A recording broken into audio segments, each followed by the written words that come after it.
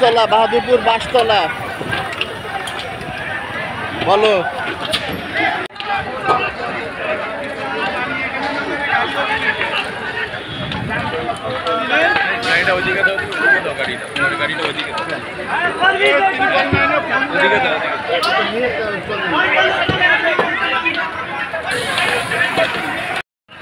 সেইখানেই সব শেষ হয়ে যাচ্ছে।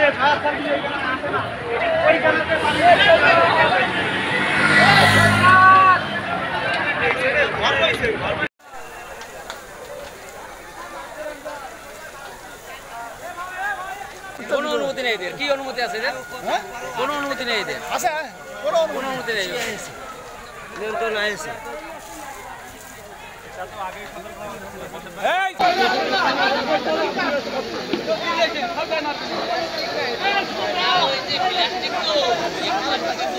এগারোটা 4 মিনিটে আমরা যশোরে আগুনের সংবাদ পেয়েছি। সঙ্গে সঙ্গে যশোর থেকে 4টি এবং সেনানিবাস থেকে 2টি 6টি ইউনিট আমরা দ্রুত এসে আগুনের কাজ করতেছি।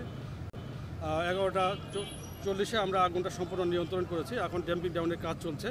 যেহেতু এটা প্লাস্টিক জাত দ্রব্য অনেক স্তূপ করা আছে, পাশে বাড়ি এবং সাইডে দোকানও আছে। আমরা দোকানটা এবং বাড়িটা দুটাই সেভ করেছি। তবে যেহেতু প্লাস্টিক জাতীয় দ্রব্য, এই আগুনটা স্তূপ আছে, এটা একটু সময় লাগবে, কিছু সময় লাগবে। কী কারণে আগুন লেগেছে এটা আমরা পরবর্তীতে এবং ক্ষতির পরিমাণ কি এটা তদন্ত করে পরে বলতে পারবো। কেউ আহত বা নিহত কেউ আমরা এখনো সংবাদ পাই নাই। এই ধরনের কোনো নিউজ নেই।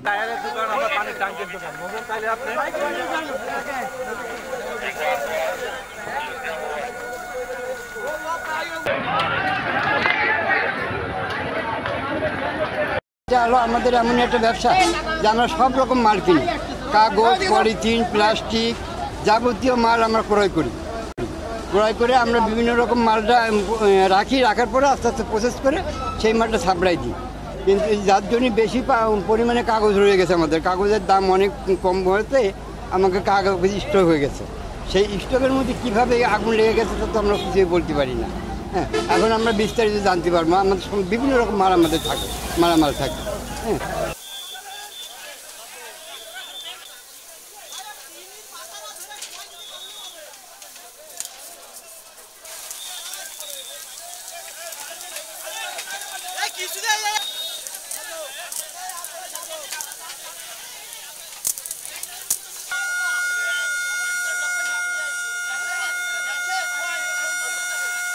সকাল 10টা 45 মিনিট থেকে হঠাৎ ভয়ঙ্কর ধোঁয়া দেখতে পেয়ে ফায়ার সার্ভিসের কাছে ফোন দিয়েছি। তারপর থেকে ভাঙাড়ির দোকানে আগুন লেগেছে।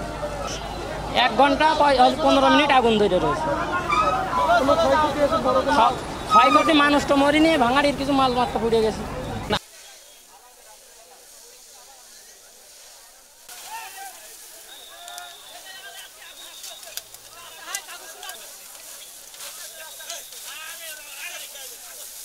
আমরা তো বলতে পারবো না। আমরা ছিলাম আমাদের ওই মোড়ে, আমি আসছিলাম চুল কাটাতে। এখন হঠাৎ আমার ভাই বলতেছে যে এখান থেকে যে ধোঁয়া উঠছিল, তখন আমার ভাই বলতেছে যে এখান থেকে ধোঁয়া উঠতেছে। আমি তখন মোটরসাইকেল নিয়ে তৎনাগাদ আসে দেখি যে এখানে আগুন জ্বলতেছে। প্রথমে আগুনটা ছিল একদম শেষের দিকে আগুনটা ছিল। তারপর আস্তে আস্তে ভিতর বাইরে মানে সামনের দিকে আসে। তারপর এখান থেকে প্রথম ফায়ার সার্ভিস আসলো, এসে তারপরে ওই দিকে কাজ করা শুরু করলো। তারপর আরেকটা আসলো, আসার পরে এখানে ওনারা পানি দিতেছে। তাদের সাথে আর কি হাতে আমরা করে দিতেছি যাতে তার একটু উপকার হয়।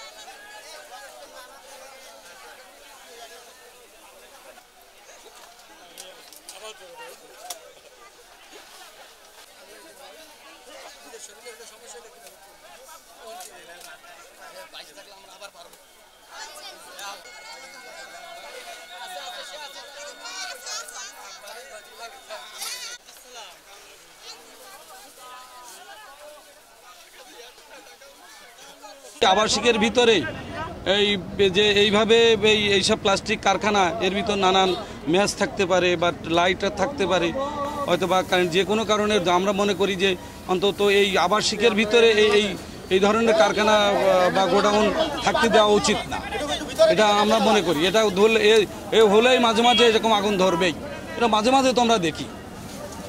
আমাদের চিন্তা চেতনা এরকমই যে আপনারা প্রশাসনকে বা যেভাবে আপনারা ঊর্ধ্বতন কর্মকর্তাদের জানাবেন, লেখালেখির ভিতর দিয়ে এই সব সংস্কার করলে মানুষের জন্য উপকার হবে।